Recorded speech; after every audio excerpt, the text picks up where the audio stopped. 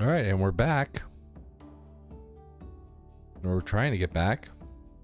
Let's see what happens. Just log out of everything here.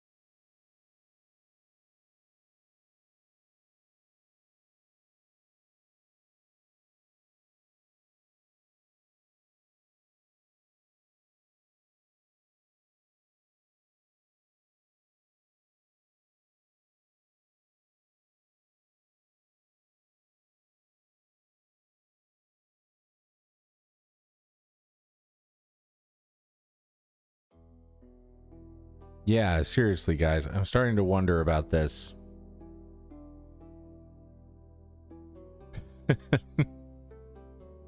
Thank you for coming back. I do apologize for the technical difficulties. I'll give a moment or two for people to come back in.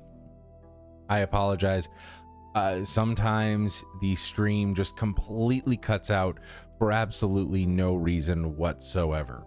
No reason whatsoever. Simply gremlins. Don't get it, don't understand, but hopefully everyone can come on back from the disruption. Again, I apologize. This was on my, I don't know if it's my internet connection. Yeah, I hit it with a rock. And this was just as I was about to say hello to everybody who was in the chat, and all of a sudden, boop, gone. Just gone. Everything gone. Whole thing got discombobulated. I apologize. Yeah, well, I mean, do I blame this on you? Existential crisis? I blame a lot of things on existential crises, but guys, seriously. No, I do not believe that Loki disrupted a Twitch stream.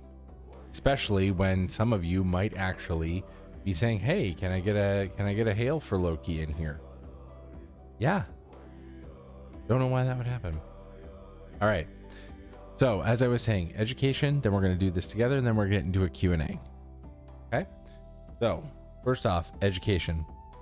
How does this all work? Where does this all come from? So we'll go through it step by step. The first thing that people usually ask when they're talking about prayer, for any kind of prayer, is which way am I supposed to be looking here? So for me, I have an altar right in front of me. So I'll be facing my altar. If you have an altar at home, a shrine or something, or an icon of the gods, you would face that. If you don't have those things, and I'm not going to make you go out and buy one. I'm not going to say, oh, don't have an altar? Well, I guess you just can't pray. No. What you do is it's one of two directions. So two directions are mentioned in the lore very briefly, which is east and north. I've combined those together and said, like, well, look, if the sun is rising, if it's dawn or pre-dawn, you face east. If the sun has set, it's nighttime, you face north. So east if sun is rising, north if sun is setting. Really easy. If you don't, again, this is if you don't have an altar, you can still pray. You don't need to spend money to be also true. That's not how this works. So you don't need to do that right up front. Of course, altars are great. I love them. They're wonderful expressions of one's individual spirituality. They are not required. Just pick a direction and look in that direction. Okay. Step 2. Actually blessing and consecrating and hallowing the space. Now, I don't need to tell you this, but we live in multiple use spaces. Most of us do not have a specific, place in our palatial estate in rural Idaho, which is permanently regarded as a vaystead, right? We just don't have that kind of acreage. I know I don't. I live in the city, so I don't have that kind of space. As you guys can tell from looking around you, this is a workout room. It's also a child's playroom. It's also an office. It's also a laundry room. There are so many things going on in someone's house, in someone's apartment. It is a multi-use space. So what we want to do is make a space our own for prayer, for that moment that we are using, right? How do we do that? Well, if you're old school, you used to do it by doing the hammer rite. Hammer in the north, hail and hallow this holy stead. Hammer in the east, hail and hallow this holy stead. If you're old school, that is how you were taught to do it. And yes, someone had pointed out this morning, that sounds really Wiccan. It's because it was. That's where we got it from. It was from the Wiccan, the calling of the corners, or the calling of the watchtowers. We got it from them. It was sometime in the 70s and 80s. We were pulling stuff out of Wicca, and that was one of the things that we pulled out, was this hammer rite. Another one that people have been doing is fire, using fire, which is where they would take like a candle or a lantern or something like that, and they'll walk around the holy space, consecrating it, usually with some kind of chanting or something like that. I don't really have the space for that kind of stuff. Like, my right hand's touching a desk right now. My left hand is now touching a wall. This is not a lot of space to be holding a torch in, plus I'm indoors. I'm not going to burn my house down. Sorry for those who are disappointed. I'm not going to burn my house down. You're not going to get to see that on this one. So I don't have that. And again, like I said before, I do not have any aforementioned palatial real estate, pristine real estate in rural Idaho. I just don't have that kind of space. So what do we do? Well, took a tip from our friends from the East. A little singing bowl or a bell, or even just clapping your hands. That is the simplest, easiest way to do a little blessing or hallowing of your space. So I do that 3 times. So either ring, ding, or clap 3 times to bless and hallow the space. It's simple. It's not dramatic. And I just don't have the kind of presence. Sorry to say, I just don't have the kind of presence for the hammer rite. I've never been that kind of dude. So this is real simple, real low key, super easy way just to hallow your space, to get it ready for just a simple prayer. And then after doing that, I bow, then I come to kneeling, which I'm doing right now. And then I bless myself quickly. So bless the space, bless myself. First, I touch my hand on my forehead. I say, bless my thoughts. Hand in my throat, say, bless my words. And then hands extended in front of me, say, bless my deeds. Those are the 3 things that I bless after blessing the space. Let's see, do we have any questions so far? I see someone get Ben some civilized LED boy to circumambulate with. Yeah. Funny. Burn a sage stick, walk around the inside and outside of my home. Yeah, I don't. So I've also heard of smudging, sort of the smudging with sage thing. My problem also, I would say, is we have got asthmatics in the house. So I've done the whole thing with incense before, like doing an incense smudge, what you might say. And it immediately causes a coughing fit. So I ain't taking people to the emergency room tonight. just so I can bless the space. Again, smoke free right here. A clap is smoke free. So if you have asthmatics in your house like I do, you know, it ain't easy being wheezy. So like just clap or ring or ding, super easy, and you don't have anybody to take to the hospital. I'm just saying. Yes, and I don't, again, nothing against incense, okay? I used to be a huge incense burner back when I was living alone and living the bachelor life and didn't have kids or anything like that. Totally cool. Love it. It's your space. You don't have to share it with anybody else. Awesome. Just telling you how I've adjusted to my own circumstances. Okay, so after doing the blessing, we come to the prayer proper. What is it that we are going to say? Right? What is it we're going to say to the gods? Well, I wish I could tell you that I have an ancient Norse prayer pulled from a rune stone or from the roof mount, from a cave somewhere, or pulled straight from the pages of the sagas. I don't. I'm sorry. Those prayers don't exist. However, we are very fortunate in that we have a lot of literature from the olden days that has passed to us, a lot of poetry that some of us have found useful as prayers. And one of the most popular ones is the Sigdrifamal, verses 2 and 3. The stanzas that begin, Hail Day, Hail Sons of Day, and Hail the Gods, Hail the Goddesses. Those two verses there, a lot of heathens know them, and a lot of us have them memorized. I know I do. So we're just going to do those two verses as our verses of prayer. So after the first verse, I will then prostrate. That means full face down, hands down. I'll come back up, do the second verse, prostrate, full face down, hands down, back up again. And that's when we get into our free verses.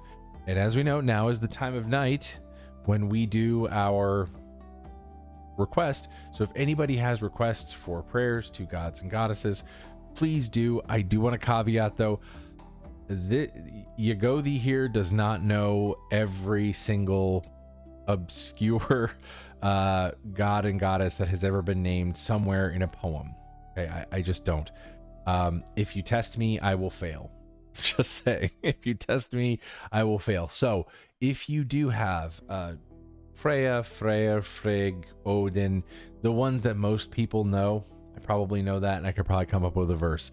If you have a god or goddess that you've had to explain a couple times and say, oh yeah, this is, so please do explain to me, one, who that is, and two, why it is that you want them named for you. What is it for example, we had someone on this morning saying they were going on a trip. They want a prayer for Thor. They want a prayer to Thor for that trip. There you go. Easy as pie. So please help your Gothi. Help a Gothi, please. Don't make me sit here being like, who the heck is that? So that's that. After we do our prayers, after all those verses that we do, and I'll try and get as many as I can in, we'll then do a meditation. So I look at prayers being the individual's encounter with the divine, with the gods. It's our moment, right? This is our moment with them. And we are in that moment aligning with them. We are communing with them. We are understanding the right and the good. And through that understanding, changing our lives to align with that. Right? And what I think after that, during that meditation period, is how am I going to take this moment of encounter, this moment of change, this moment of this momentous occasion where it's me and the gods. How do I take that out of here and through my life seek wisdom, speak kindly and truthfully towards others, and do good and healing deeds? So that's what I think about. I think about seeking wisdom. I think about speaking kindly and truthfully towards others, and I seek and thinking about doing good and healing deeds as I leave this place. So thinking about that. After that, I will stand, bow twice more, and then we will be done. It takes usually about 5 minutes, shorter if you don't have a lot of free verses, but if you do, you could be at it for a while. Again, people could do 100 prostrations, 100 prayers for Thor, whatever they want to do. It is entirely up to you and your desire, your devotion, whatever it is you want to however it is you want to practice that day. You could do a very short 5 minute, it could be very short 5 minutes, or it could be an hours long affair, depending on how you're feeling it. Right? That's how that's one of the reasons I like this particular format, because this moment, this the prayer, the meditation, it lends itself to that flexibility. So for you practicing at home, do that. I do not want to do 100 prostrations though, so take it easy on a dude. All right, let's see who we've got in the chat. All right, I've got Freya and Hell, very popular. Ire, almost every single day. And from you, Civilized, yes, of course, we will. Fenrir and Loki, also very popular. Tyr and Odin, okay. We've got Bragi. And he's your patron. That's wonderful. An aspiring novelist. I was once an aspiring novelist too. That's great. Father Njord. I am so glad to hear someone wanting to bring up Father Njord. Of course I'm going to do Njord. Yes, absolutely. Got another one for Odin. We got Thor. Peace for a troubled soul. Let me think. So I will do that. I'll combine Peace for a troubled soul with... I may do that with Freya, if I could. Tyr, I see that there. Bravery to face tomorrow. Okay. Wisdom to choose the right path forward. Absolutely. That is what we do. The sun and moon. Okay, I'll probably do them in the same verse. We have another for Fenrir. We have Fenrir and Loki. Was you the same person who did the Fenrir and Loki? You are. Okay. Okay, cool. Got our lineup. All right. Let's get to it. I'll put the instructions up on the screen so that you can follow along.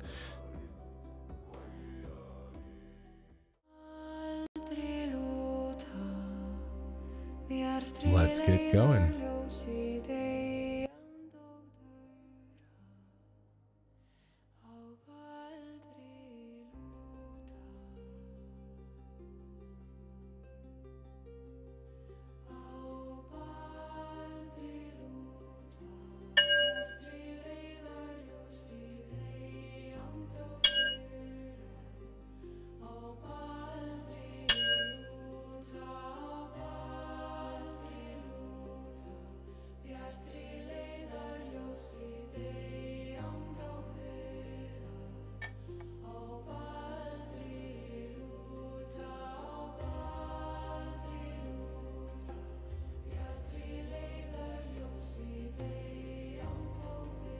Bless my thoughts, bless my words, bless my deeds.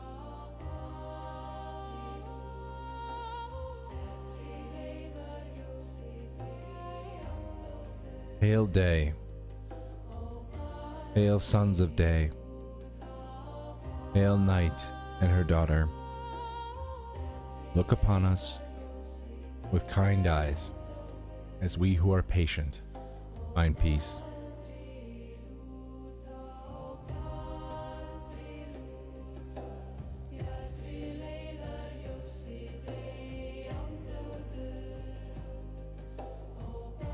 Hail the gods, hail the goddesses, hail the ever-giving earth. Bless us with wisdom and kind words and healing hands, lifelong.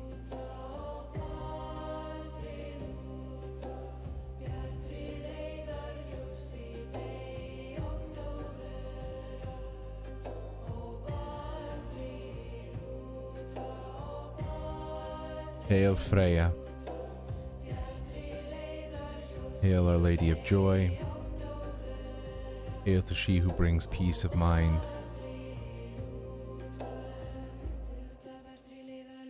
Freya, bless those of us who are of troubled soul and troubled spirit and troubled mind. Bless those of us, soothe us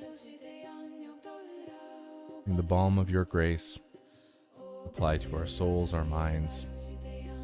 Bring us peace, joy, and happiness.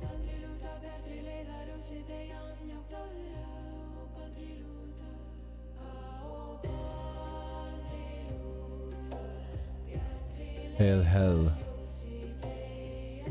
hail to the gracious hostess, hail to she, the keeper of our beloved dead.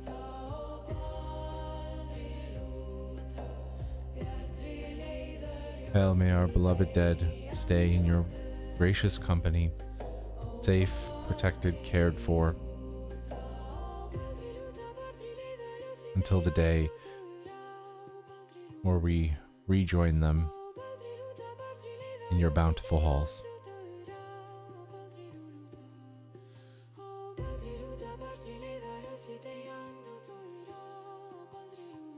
Hail Aer, hail to the healing maiden, hail to she, the best of physicians.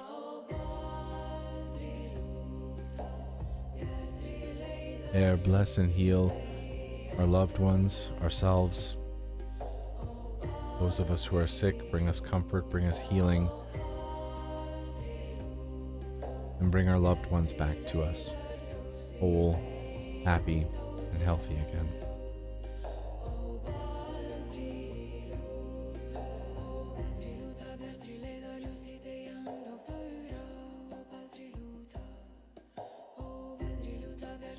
This is interesting back to back. Hail Fenrir, hail to the Howler, hail to he who hungers for justice. Fenrir, may your strength protect those who struggle against injustice. May you inspire them to courage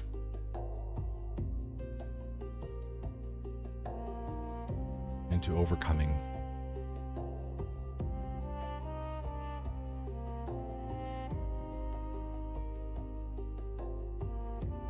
Hail Loki, hail to the faithful companion, hail to the transformer of obstacles.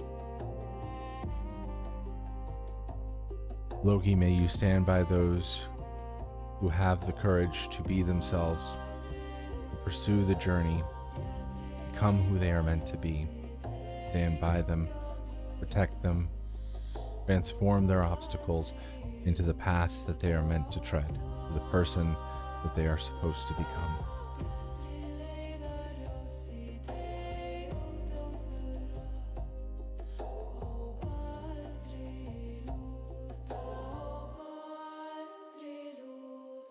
Hail Tyr, hail to the righteous Lord, hail to he who grants victory to the righteous.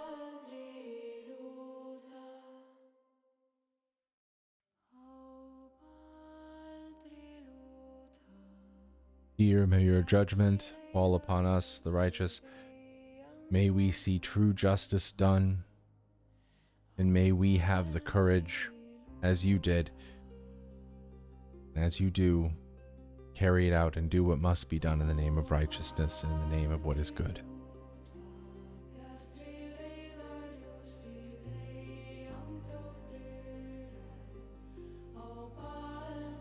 Hail Odin, hail to the Lord of Wisdom, hail to the All-Father. Odin, bless and guide those of us who need your wisdom, who need your light and your guidance to find the right path, find what they are meant to do, what they are supposed to do, guide them with wisdom, and guide them to the truth.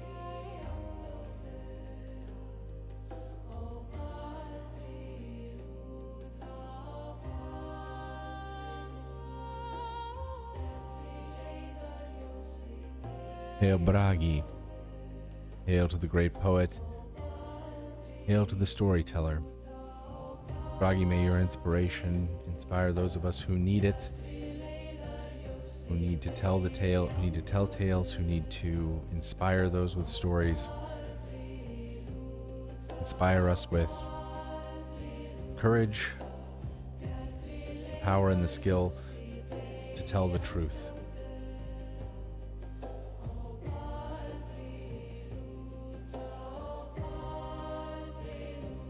Hail Njord, hail the Luck Father, hail to the bringer of greatest fortune. Njord, look upon all of us and grant us something beyond just our just desserts. Bring us joyous surprises in our life. May each of us have that grace in our life to get something good that we don't know if we quite deserve, but yet we receive it anyway. By your grace.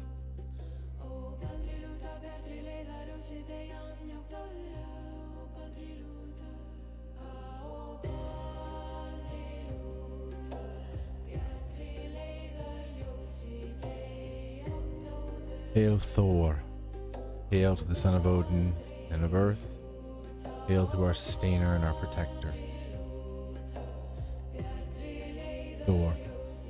Bless and protect the innocent victims of war, children who were left homeless, parentless, frightened, but may they never be alone, and may you drive all evil from their path and keep them safe.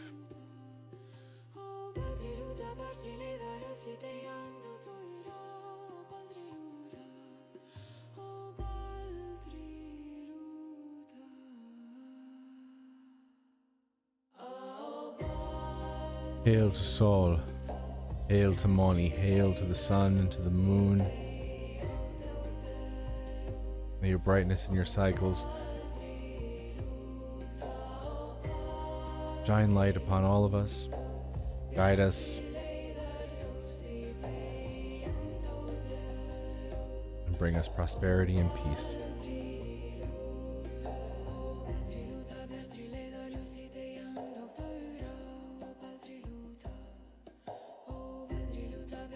All right, folks, quite the marathon there, but we did it. We got through it. Now let's do our 1 to 2 minute meditation. Once again, we are going to be thinking on how we seek wisdom, how we speak kindly and truthfully towards others, and how we're going to do good deeds in this coming week, and however long it is until we feel the need to pray again. So let's think on that, aligning ourselves with the gods, with the good, and with what is right. 1 to 2 minutes. I'll let you know when time's up.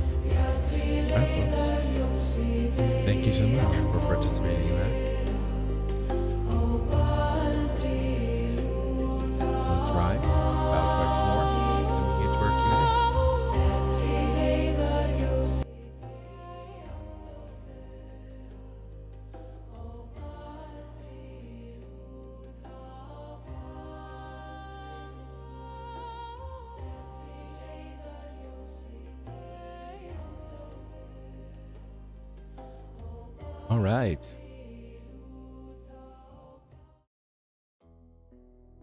Thank you all for joining us tonight for our late night Norse Pagan, also true Heathen prayer service. If this was your first time, congratulations. You have now seen an also true Norse Pagan Heathen prayer service. And if you were worried about, like, I don't know what to do, now you have at least one example, right? Just one example. Oh, thank you. Thank you, Whiskey Tango Foxtrot. Yes. Hail the gods and the goddesses. Hail the Aesir Vanir. Aesir, whites, ancestors. Quiet on the sly, quietly. The Jotnar, I suppose. Thank you, and thank you for attending. I do want to thank everybody who is here for the first time, and also everyone who returns to this week after week. Civilized, I'm looking at you. Civilized knows that that we used to do this with a lot fewer people. It was a little less hopping. It is always a little more fun with more people. But so I want to thank you for coming and for being here and for sharing this with us. If you guys have any questions, again, if you have questions about also true heathenry, Norse paganism, I'm a Gothi, so I should be able to answer some of them. And if you have questions about the Troth, that's the sponsor, presenter of these prayer services. I'm the president of that organization, so I should be able to answer some questions about that too, if you guys wanted to know who's putting this on. Yeah, well, and that's just it, Civilized, right? We started this a year ago, I think, just about. Yeah, I think it was just after our annual meeting. We decided to start doing prayer services for the first time. And yeah, this has been a year. It's been quite the year. What should be on an altar? Is the question here from this it's from YouTube. Desertra? Wish I could say that name. I apologize for my poor eyesight. So the question is, what should be on an altar? So the altar, as far as what should be on there, an altar is very much your own personal expression of devotion to the gods. So what goes on there is very much your personal expression of how you're going to say, of how you say to them, this is how I feel. So some people put things like, so for me, what I'll usually have on the altar to take is like my singing bowl or a bell, ritual implements. I'll have like my offering plate, you know, where I usually put my offerings and things like that. If I have an incense burner, that's where I'll put that. So the things that you'll use. But there's also decorative elements as well. You know, some people put gifts on there that they want to become like a permanent fixture of the altar. Desert rat. Oh, okay. You should speak higher of yourself. But, the thing about the altar is, like, yes, the things that you put on there, you could put statuary on there. You could put gifts that you want to put on there, symbols, things that were part of your journey, right? Like, I've had it where people, like, just a stone on there, and I'm like, what's that stone? What's that doing on there? And they're not even into crystals or anything, but they'll put it on there and they'll say, oh no, like, this was a stone that I saw the moment when I first made contact with the gods, right? This is the stone that was there, so I put that stone on my altar. Oh, that's brilliant, right? It's a, how would I even put this?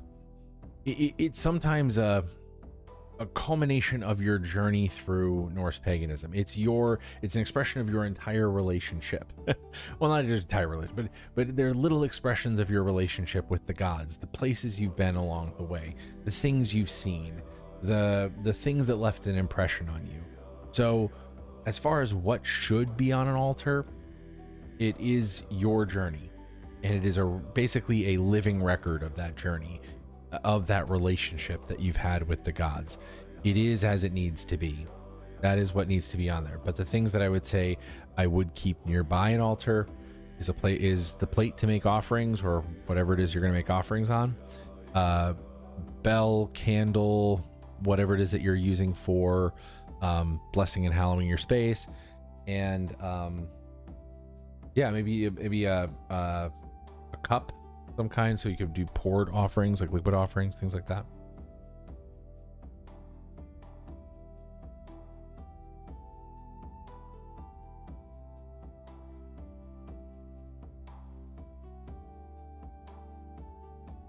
It's a nickname for those of us from Nevada. Oh, okay. Okay. I apologize. Well, hello, Nevada. Who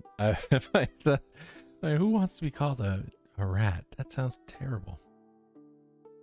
But thank you for the question.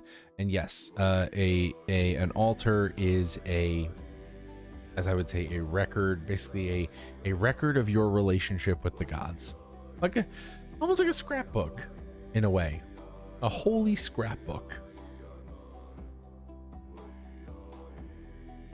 Yes, that represent their energy, right? They have a fork, right? Yes, okay. That's another thing that people have on their altars. These are really great things that we're seeing in the chat right now of different ways to set up their altars and different things that people on there. However, to me, once again, I think of altars as being a living record of your journey in your relationship ultimately with the gods throughout your life. And it's going to evolve, it's going to change. Things are going to make it on there, some things might come off there, but ultimately it is whatever that altar looks like whenever you look at it should be for you a snapshot of how you feel.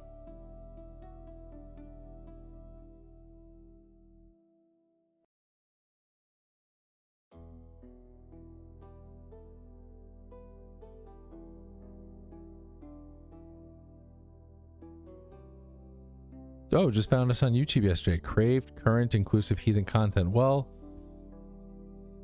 Chucks, we do this every Saturday. We're here every Saturday, doing this.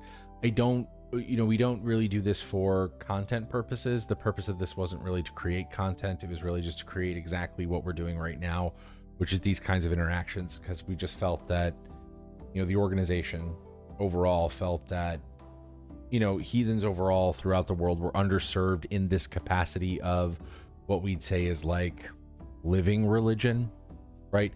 So you have like lots of YouTube content, right, that's very educational, that's talking about the religion, but there's very little of it where people are actually doing it for you, like demonstrating it to you.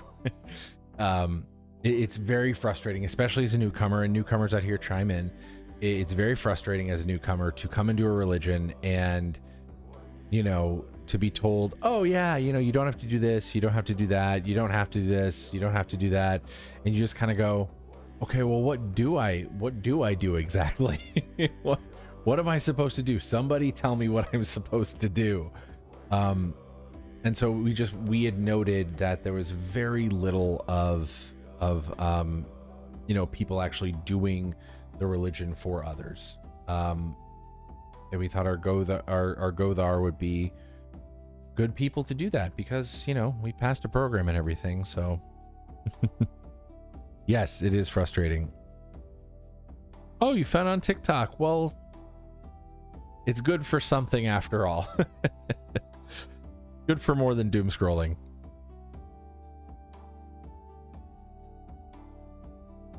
If you're looking for an in-person